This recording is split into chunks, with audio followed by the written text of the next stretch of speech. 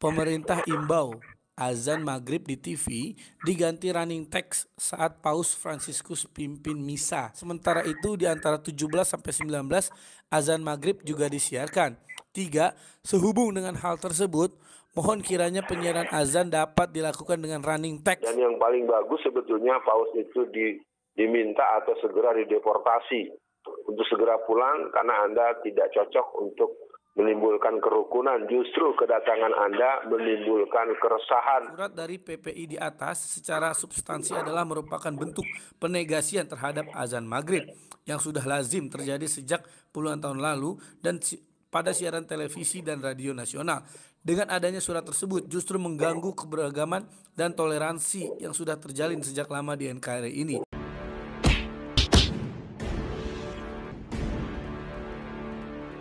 Assalamualaikum warahmatullahi wabarakatuh. Om Swastiastu, Namo Buddhaya, salam kebajikan. Ada satu hal yang sangat membuat kita semua sesaat. Ini adalah salah satu Ustadz Kucluk yang kita kenal memang dari dulu. Sangat getol, menyerang usiaku. Dan kali ini kembali dia lakukan terkait dengan kedatangan Fransiskus Paulus, yang kita tahu bahwa beliau melakukan misa pada saat ada di GBK, dan hal ini kemudian menuai banyak kritikan, terutama datang dari Ustadz Kucluk yang kita kenal memang afiliasinya sangat kuat terhadap HTI, salah satu ormas yang sudah dibubarkan di NKRI ini. Dia meradang karena adanya surat edaran yang keluar tentang pembatasan azan ya pada saat misa sedang berlangsung. Dianggapnya bahwa kedatangan Paus ini memicu kerusuhan di Indonesia, sehingga dia dengan lantang mengatakan bahwa sebaiknya Paus dideportasi dari Indonesia. Ini kan pernyataan yang membuat banyak persepsi yang muncul di masyarakat termasuk umat Islam sendiri. Dianggap bahwa Ustaz Alfian Tanjung ini adalah orang yang betul-betul pemecah umat. Memang dari dulu orang ini memang erat kaitannya dengan huru-hara yang terjadi di negara ini. Termasuk saya kira Pak Jokowi juga tidak pernah baik di matanya, diserang terus selama pemerintahan Pak Jokowi 2 periode. Yang pasti bahwa orang ini pasti sangat tidak senang orang Islam dengan non-Islam berdampingan, karena dia selalu menganggap bahwa yang paling benar itu, yang paling mulia itu adalah agama Islam sendiri. Jadi tidak boleh ada agama lain selain daripada agama Islam. Itu yang dia mau sampaikan sebenarnya secara tidak langsung. Tetapi bagi kita semua menganggap bahwa Ustaz Alfian Tanjung ini adalah orang yang secara politik mengalami kekecewaan yang berkepanjangan.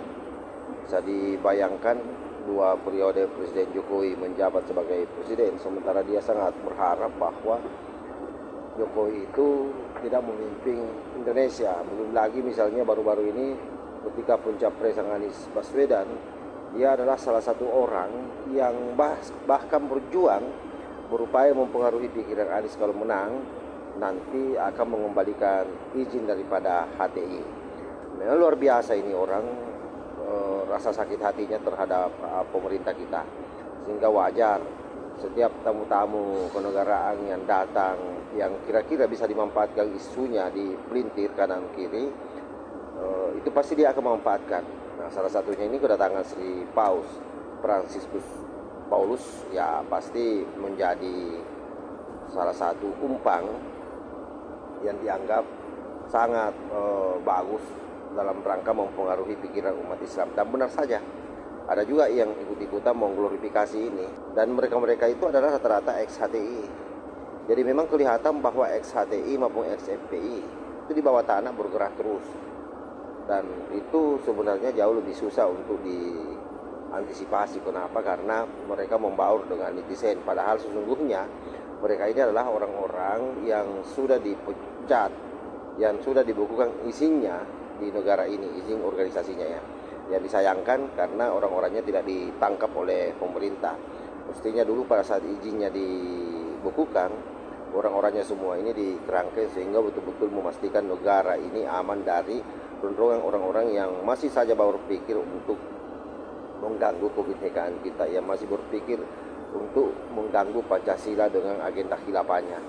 Saya kira begitu ya. Jadi makhluk ini tidak usah dipedulikan. Saya berharap masyarakat Indonesia cerdas melihat bahwa kedatangan Sri Paus di Indonesia itu adalah dalam rangka misi perdamaian. Yang sebelumnya juga pimpinan Gerakan Pemuda Ansor dalam hal ini Bang Adin Jawaluddin itu bahkan sebelum Sri Paus ke Indonesia itu beliau melakukan kunjungan resmi ke negara Vatikan dan ketemu langsung dengan Sri Paus dalam rangka apa?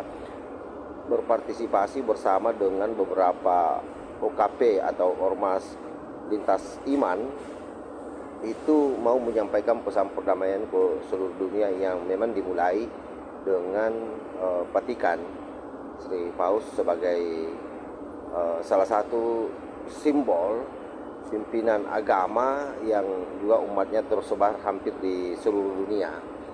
Sehingga kita berharap ke depan toleransi ini tidak saja dalam pidato tetapi memang dibuktikan dalam aksi-aksi di lapangan secara berdampingan dengan ormas-ormas atau UKP-UKP lintas iman.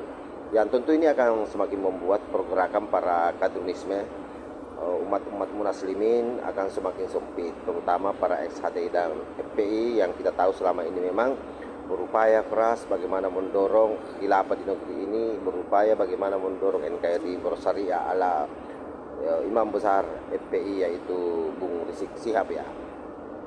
Saya kira demikian sahabat, mudah-mudahan kita bisa cerdas melihat situasi ini, jangan mudah terglorifikasi. Intinya bahwa mereka-mereka ini adalah orang kecewa yang gagal melancarkan aksi-aksinya selama ini memecah belah umat, memecah belah masyarakat dengan isu agama.